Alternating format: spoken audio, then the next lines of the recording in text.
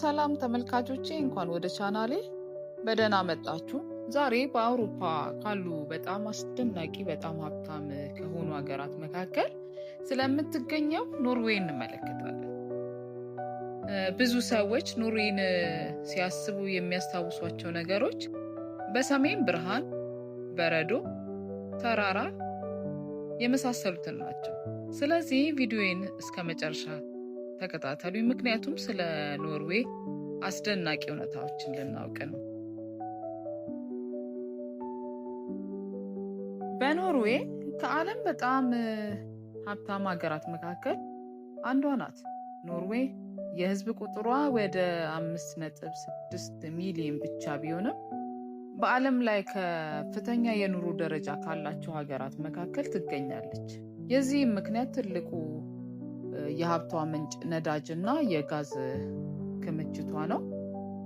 በተጨማሪም ኖርዌይ በ1960ዎቹ መጨረሻ በሰሜን ባህር ውስጥ ትልቅ የዘይት የተፈጥሮ ጋዝ ክምችት ተገኘ። ይህም የኖርዌይን ኢኮኖሚ በጣም ቀየረ። የዘይት ማምረቻ ውስጥ የሚሰሩ ሰዎች፣ መሐንዲሶች፣ የባህር ሰራተኞች፣ የደህንነት ባለሙያዎች የመሳሰሉት ይሰራሉ። ኖርዌይ ለስደተኛ የስራ እድል አላት። ነገር ግን ቴክኖሎጂ፣ ትምህርት፣ ልምድና ብዙ ጊዜ የሀገሯን ቋንቋ ወይም እንግሊዝኛ ቋንቋ እውቀትን ይፈልጋሉ። ኖርዌይ የዛሬ ሀብቷ በብዛት ከዘይት ከጋዝ አግኝታለች። ነገር ግን ገንዘቧ በጥበብ በማስተዳደር ከዓለም በጣም የተሳካ የሀብት አስተዳደር ምሳሌ ሆናለች።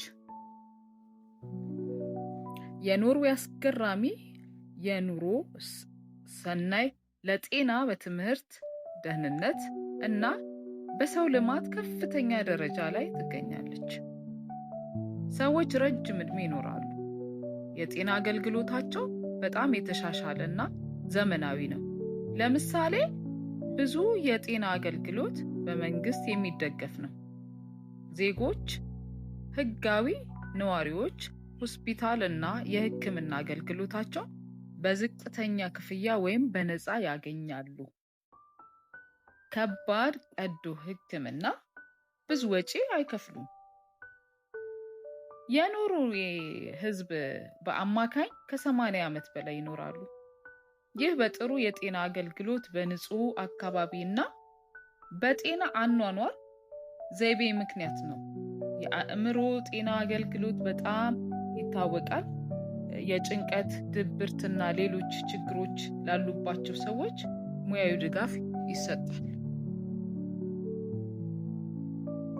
የኖርዌይ ህዝብ ስፖርትና የውጭ እንቅስቃሴ ይወዳሉ። መራመድና ተራራ መውጣት በጣም የተለመዱ ናቸው።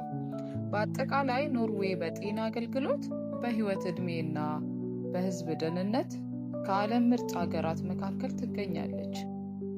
ኖርዌይ በዓለም ላይ ከሚገኙ ሀገራት መካከል በደህንነት አስተማማኝ ሀገር ናት ይባላል። ህዝቧ ህግን አክባሪ፣ የትራፊክ ህጎች፣ የስራ ህጎች እና የህዝብ ስርዓት በጥብቅ ይከታተላሉ።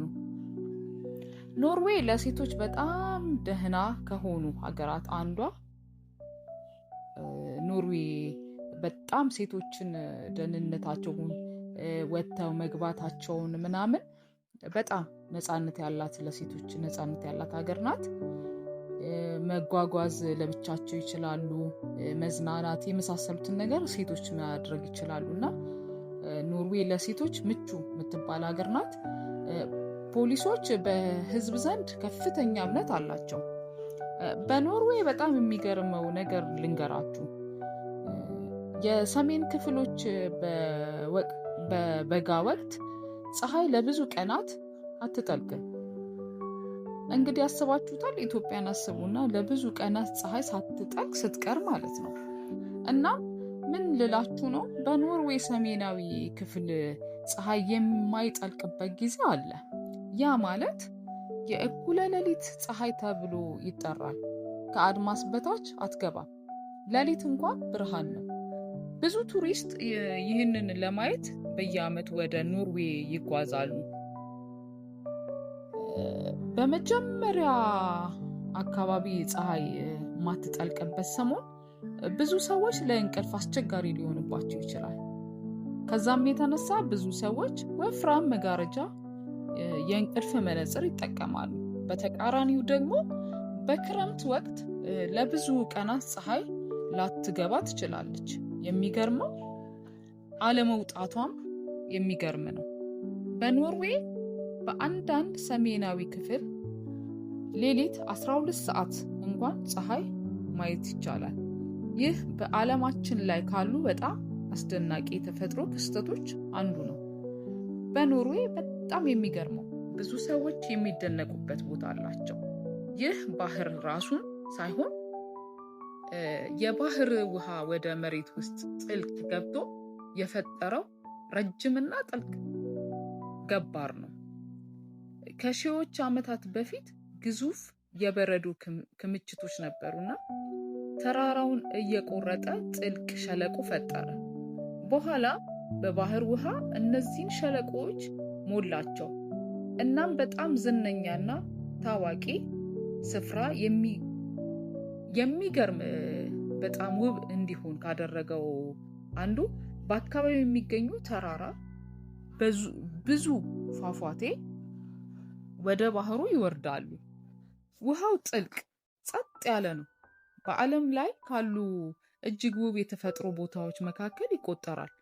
በስፍራው የሚከናወኑ ነገሮች ጀልባ መጓጓዝ፣ አሳ ማጥመድ፣ የተራራ ጉዞ፣ ፎቶ መነሳት፣ ቱሪዝም።